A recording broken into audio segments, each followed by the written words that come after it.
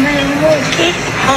Okay, pasal buat bariatric surgery. End up complication. Ada orang tag aku, minta sedikit pandangan. Ni pandangan aku pasal prosedur bariatric surgery. Bukan pasal isu-isu bodoh yang berlegar-legar kat social media. Buat bariatric surgery untuk jual produk kuih. Pungkok hang. Aku tak tahu benda ni betul atau tak. Kalau betul, memang bullshit lah. Soal complication, kesian ingat dia. Aku tak kenal dia. Dan aku tak tahu complication apa yang dia kena. Tapi hampa kena ingat satu je. Anything yang melibatkan surgery. Ni, doktor nak potong kulit ni. Baru nak potong kulit. Baru nak toreh kulit. Dekat situ dah ada complication. Bleeding, bacterial infection. Yelah, nanah. Lepas tu dengan berayak luka. Baru kulit. Belum lagi masuk dalam perut. Lebih-lebih lagi saya memang pasal buang perut. Bariatric surgery. Bariatric surgery ni paling mudah. Surgery nak kecilkan perut, bantu tu weight loss sebab memang morbid obese, BMI 40 ke atas, lepas tu tidur berdengkok, lepas tu nafas sesak waktu malam, kecil manis darah tinggi, ada penyakit kolesterol, tinggi serangan jantung, ada penyakit yang boleh membunuh ni. Baru doktor boleh suggest bariatric surgery. Tapi aku tak faham zaman sekarang, kenapa prosedur tu dah mudah untuk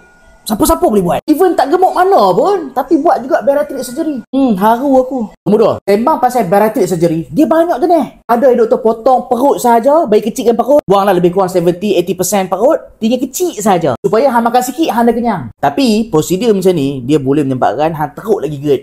Yang tu kena discuss dengan doktor. Prosedur ni kita panggil gastric sleeve. Dan ada juga jenis bariatric surgery. Yang ni kita panggil roots and why gastric bypass. Maksudnya sini, perut ni tak potong. Dia preserve perut. Cumanya, dia potong bahagian atas, disambung perut dengan kita punya small intestine supaya hang makan sikit saja hang dah kenyang.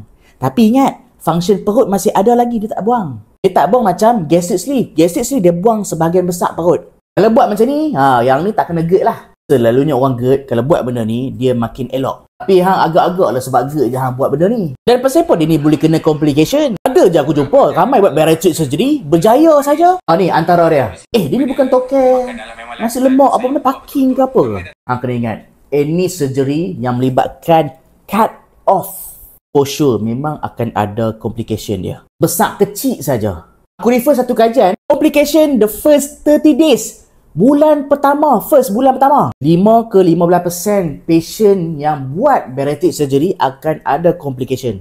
Yang buat prosedur gastric sleeve, 5-9% saja. Yang buat bypass, 10 ke 15%. Ada orang mati tak buat benda ni? Ada, cuma 0.1% saja. Contoh macam 1000 orang buat, seorang je mungkin akan mati. Orang boleh refer kajian ni. Macam major punya complication, macam pendarahan, nanah, infection. Ada nanah dalaman, lepas tu maksudnya sepsis lah. Kuman dalam darah. Boleh menyebabkan kita panggil multiple organ failure. Masuk ICU. Yang tu 2-4%. Ni gastric sleeve. Doktor potong ni, doktor akan cantum balikkan dengan staple.